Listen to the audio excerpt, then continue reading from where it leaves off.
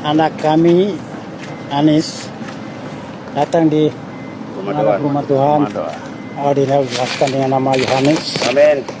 Shalom saudara-saudara sekalian, berjumpa lagi bersama saya Laus Deo. Hari ini saya ingin memposting sebuah video yang saya dapat dari dua akun TikTok, yaitu dari Jagal Kadrun dan Info 62 Indonesia, yang mengunggah sebuah video tentang seorang tokoh agama Kristen di tanah Papua, yaitu tokoh agama dari Persekutuan Rumah Doa Alfa Omega, yang memberi nama baru kepada Bapak Anies Baswedan menjadi Yohanes Anies Baswedan ketika beliau berada di tanah Papua.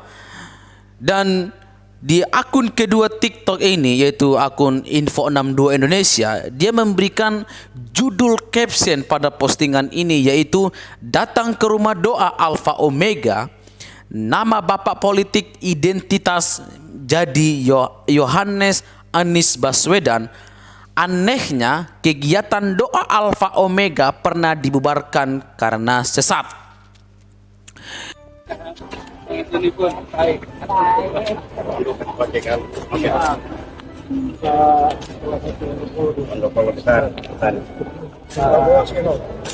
Anak kami Anies datang di rumah Tuhan. Dijelaskan dengan nama Yohanes. Di kantong ini kosong. Saat ikut merayakan Natal bersama Partai Nasdem di Papua, Anies Baswedan juga datang ke Rumah Doa Alfa Omega. Di tempat tersebut, Anies diangkat menjadi anak tokoh setempat. Selain itu, Anies juga diberi tambahan nama Yohanes. Sehingga, namanya kini jadi Yohanes Anies Baswedan. Seperti ini rekaman video saat Anies mendapatkan tambahan nama baru Yohanes. Anak kami Anies datang di rumah Tuhan. Dijelaskan dengan nama Yohanes. Amin. Momen kedatangan Anies di Rumah Doa Alfa Omega tersebut dipuja-puji dalam berita KBA News yang dikelola oleh Ramadan Pohan. Bahkan, Anies sudah disebut sebagai calon presiden. Sayangnya, berita pujian pada Anies dalam KBA News itu tidak dipercaya oleh para netizen. Pasalnya, pengelola KBA News adalah Ramadan Pohan, yakni politisi Partai Demokrat yang pernah dipenjara karena kasus penipuan 15,3 miliar rupiah. Anehnya, kegiatan tim doa Alfa Omega di Papua ternyata pernah dibubarkan polisi dan Kementerian Agama karena dianggap aliran sesat. Pembubaran kegiatan tim doa Alfa Omega tersebut terjadi pada April tahun 2021 lalu. Menurut Kementerian Agama dan Klasis Gereja Kristen Indonesia Supiori, kegiatan tim doa Alfa Omega sudah menyimpang dari ajaran Nasrani. Selain menyembah batu, juga ada kegiatan menyimpang karena memperbolehkan hubungan seks saat naik ke bukit.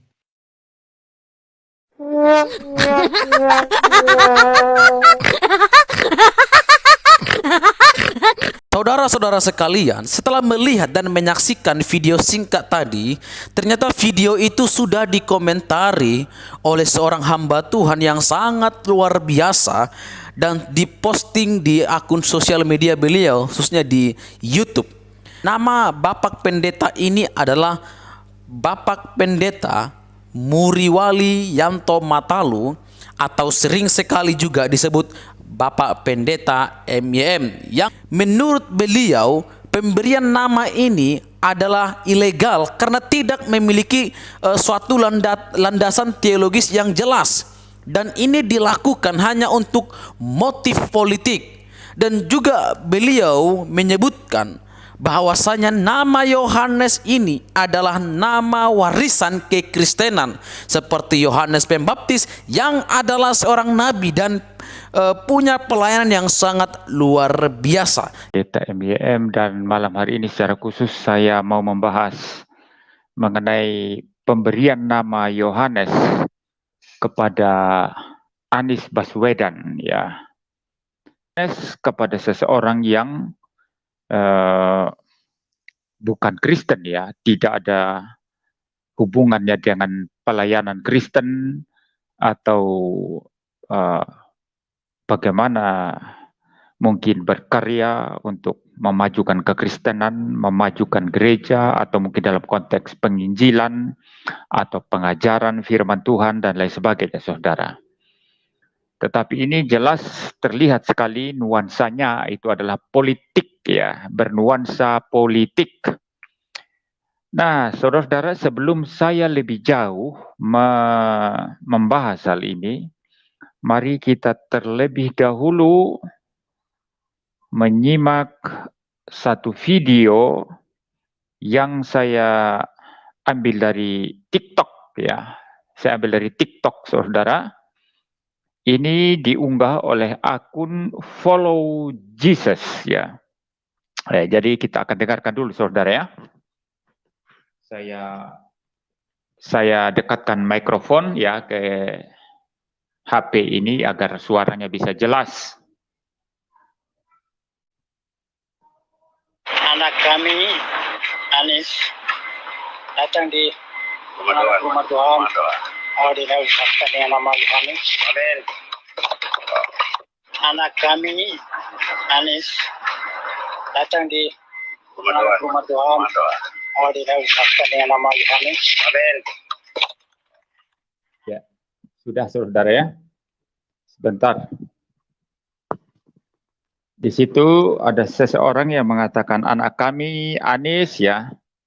Lalu ada perkataan yang kemudian itu bunyinya kami memberikan nama Yohanes, gitu, ya. Jadi Anies Baswedan sekarang namanya jadi Yohanes Anies Rashid Baswedan, ya. Nah, saudara, bagi saya ini pemberian nama yang ilegal, ya. Ini pemberian nama yang ilegal, ya, dan tidak mempunyai satu landasan teologis yang jelas, ya. Dan tentu saja hal semacam ini dilakukan hanya motif politik, ya. Hanya motif ya, semacam politisasi, saudara, ya.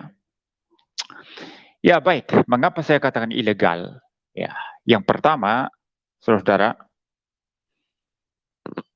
Yohanes itu, ya, nama Yohanes itu adalah sebuah warisan dari kekristenan. Ya, saudara tahu di dalam Perjanjian Baru kita mengenal dua Yohanes yang sangat terkemuka. Pertama, Yohanes Pembaptis, seorang nabi terakhir dari Perjanjian Lama, yang separuhnya melihat Perjanjian Lama dan separuhnya menyaksikan Perjanjian Baru ketika Yesus Kristus datang ke dalam dunia, ya. Jadi Yohanes Pembaptis adalah seorang nabi yang sangat besar sekali, juga mempunyai kuasa pelayanan yang sangat besar, ya. Dia tidak berkhotbah di Bait Allah, ya. Dia tidak berkhotbah di kota Yerusalem, tapi dia pergi ke padang gurun menggunakan jubah di sana berbulu, ya, jubah dari kulit binatang. Lalu kemudian makanannya adalah madu dan belalang, ya.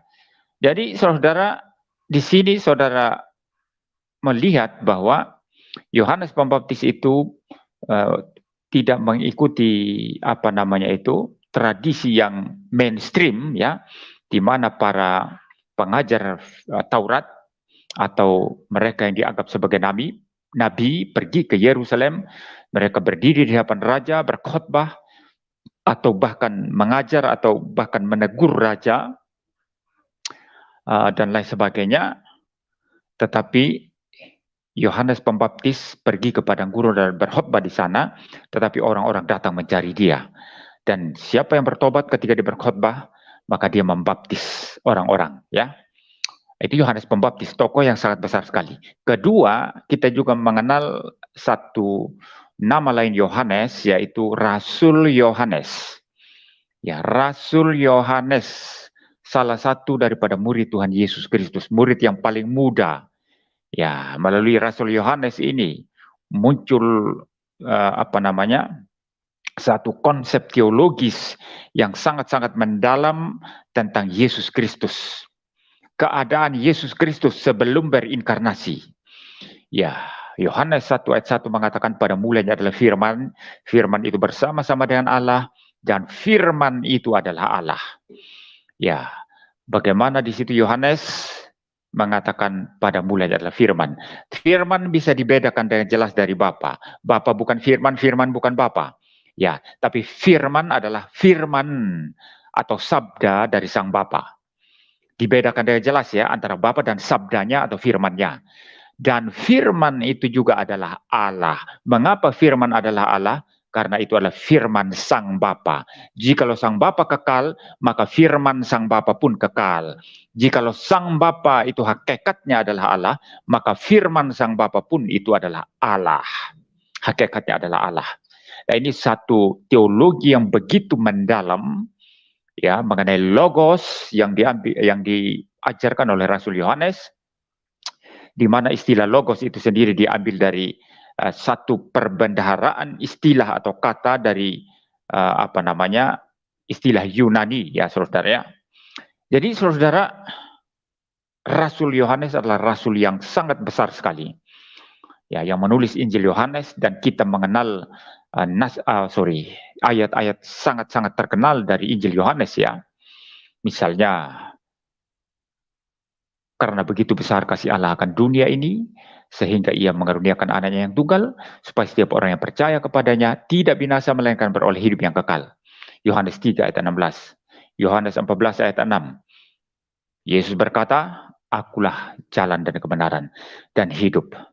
Tidak ada seorang pun datang kepada Bapa jika tidak melalui aku. Dan masih banyak ayat-ayat terkenal lain ya, di mana Yesus berkata, akulah terang dunia, akulah kebangkitan dan hidup, akulah pokok anggur yang benar, akulah gembala yang baik ya.